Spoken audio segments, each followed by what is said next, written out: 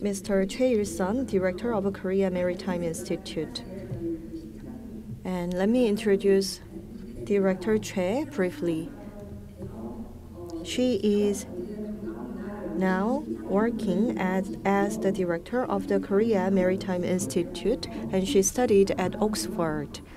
And she received a bachelor and master's degree from Oxford, and she majored in tourism at Hanyang University, and she started working at the current institute since 2016, and she studies the measures to facilitate marine tourism and the leisure services. And her topic today is the 2024 Asian Cruise Market Trends and Domestic Coastal Cruise Development Strategies. And the Asia Cruise Trends and the strategies on coastal cruise will be covered in her presentation.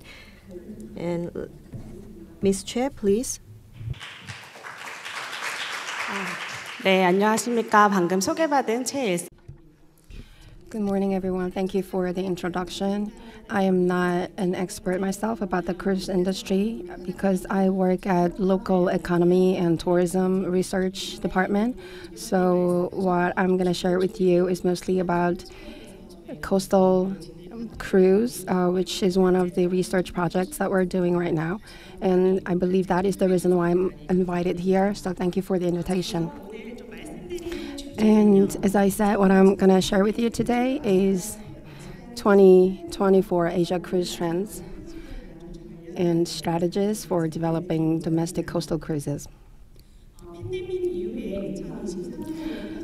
So after pandemic, we need to take a look at the trend in the global cruise industry.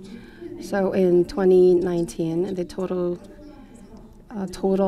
tourists was 29.7 million, but that increased into 31.7 million. And the average duration in days also increased because it increased from 7.1 days to 7.3 days in 2023. And one thing that stands out is that the average age of the passengers was in 2023 46.3 years old, which is getting lower and lower. And if you break that down into continents, you see the highest number is recorded at Western Europe and North America. And the total passengers were 16.9 million in 2023. But if you look at Asia, Australia, New Zealand, and Pacific region,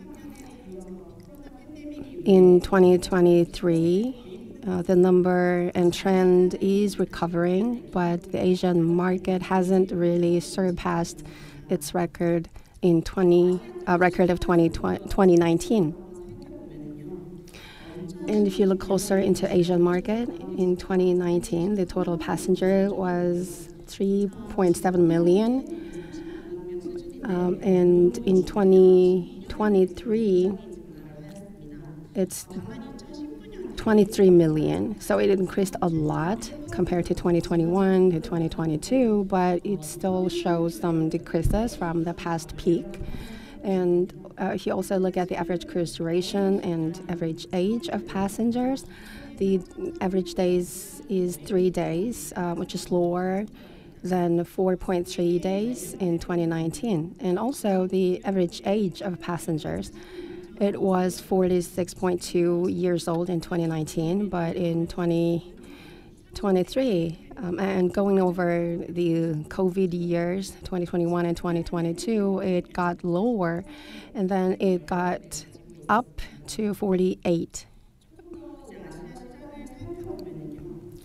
So if you delve a little bit into Asian market in 2019, we saw the domination of Chinese, the mainland Chinese. But in 2021 and 2022, we saw a sharp decline. But we also witnessed a partial recovery by 2023. And if you look at Singapore, which is in the far right, if you compare the figure in 2019 and 2023, we saw a sharp increase. And we compared the big data. Singaporean passengers showed the sharp increase. And in Hong Kong and Taiwan, after the sharp decrease in 2021, we are slowly seeing some recovery trend in 2023. And let's take a look at some characteristics in Asian cruise. So on the right is the average days, and the y-axis is an average days, and x-axis is an average age. And Asian cruise tourists tend to take shorter cruises. And if you look at the days, it's on average 2 days. And average age of Asian passengers is lower compared to other continents, which stands at 42 or 43. So it's in the mid-40s. So if you compare it with the other continents, the age is much lower. And the days are age is much higher and days are much shorter. So what are some drivers of this growth? Asian markets have a lot of attractions, and with festivals and food, a lot of sources for great memories for passengers, and especially the mid-income population in India and China increased sharply.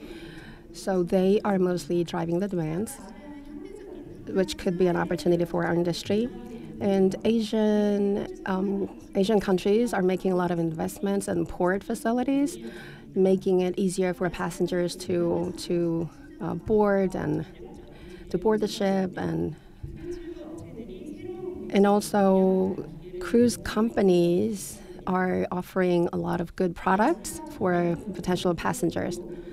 And government is also showing a lot of support for a cruise industry with a lot of system support and incentives for the industry as a whole. And they're making a lot of investments in infrastructure too.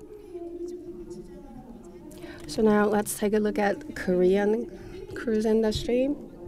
So Korean cruise industry is fully recovering to pre-pandemic era, and it is increasing and growing. And 454,000 passengers already entered Korean ports, and as of the first half of 2024, and they're also spending money on tourism. And these passengers and the crew members are spending too. And in 2019, the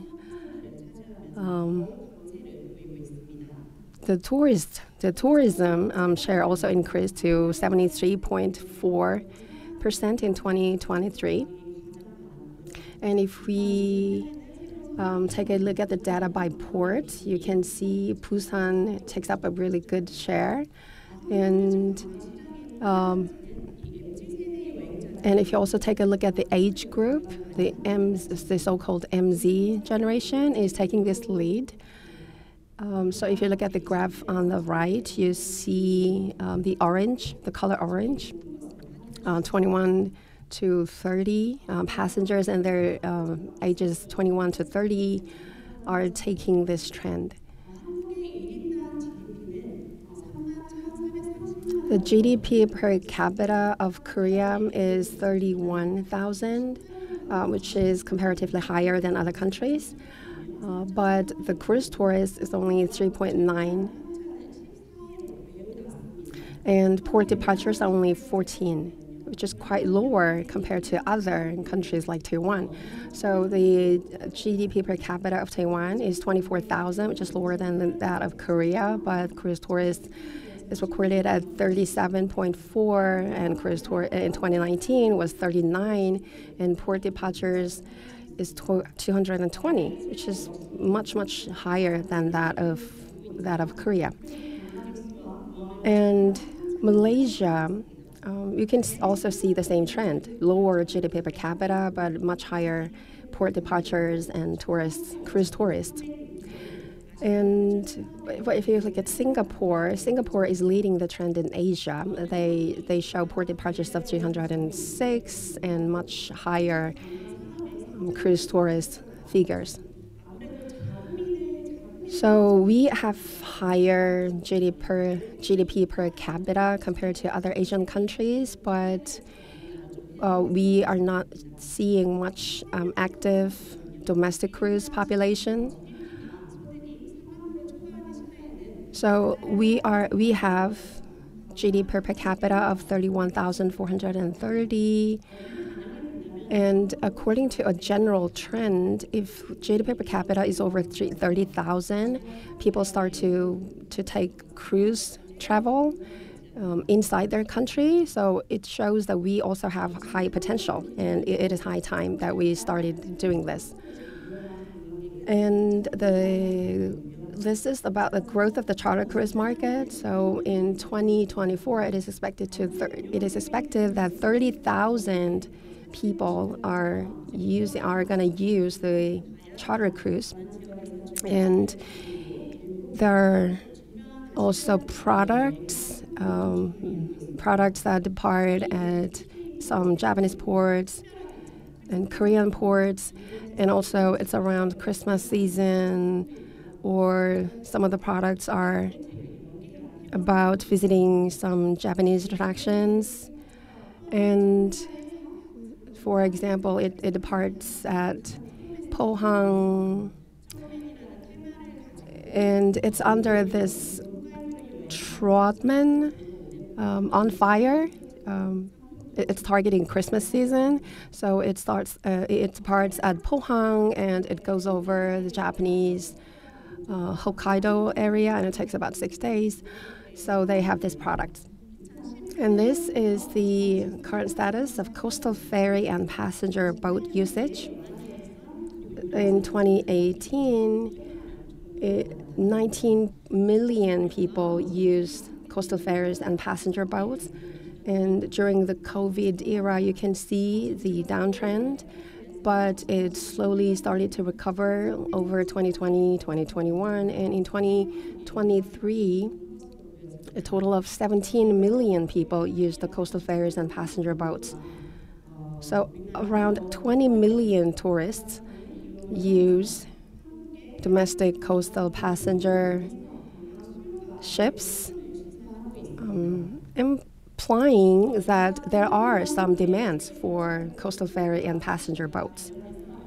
So recently, Ministry of Culture, Sports and Tourism and Ministry of Oceans and Fisheries are joining hands to come up with some policies for coastal cruises. And they're especially focusing on Namhaean, which is coastal area of South Korea. So they are focusing on operators and ports of call and products and profitability to make sure that they are promoting private coastal cruise products. And what you see here is what was announced in June this year by the two ministries.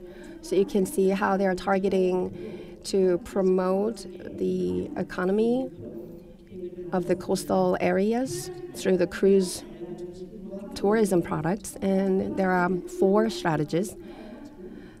Strategy 1 is expanding cruise port and tourism infrastructure.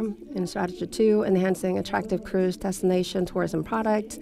Strategy 3, strengthening promotion and increasing cruise traffic. And strategy 4, improving industry-friendly systems. And especially the strategy 2 is focusing enhancing attractive cruise destination tourism products to attract more tourists. And I believe this will be the focal area in the near future of the government. And this is one of the government's vision called Triple K Ocean Route. So using the yacht or boat, you take a look at these areas. So this is part of the ways to promote coastal area and economy. This is basically to promote the idea that South Coastal area is one big sea to take a look at through the cruise product. And this is also basically to promote the economy. And you can see Busan, Dongyang, Geoje, Yeosu, Wando, Mokpo, these cities are part of this belt. So it encompasses major attraction spots in these cities with various products that can give you new experiences in these cities. And what we're thinking is to develop theme-based cruise products.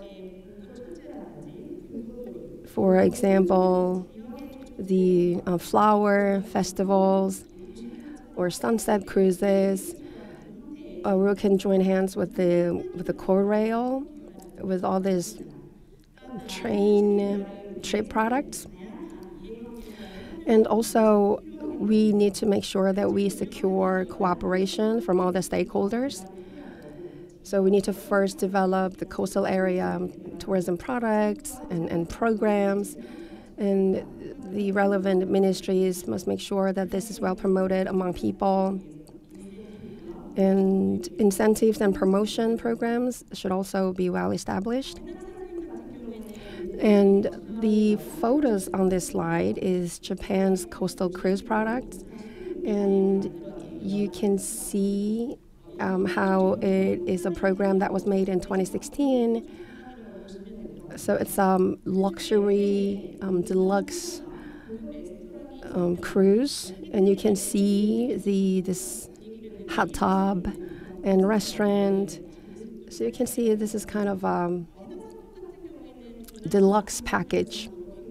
It's targeting the high-income families in Southeast Asia, and it's already fully booked for the year, for the coming year.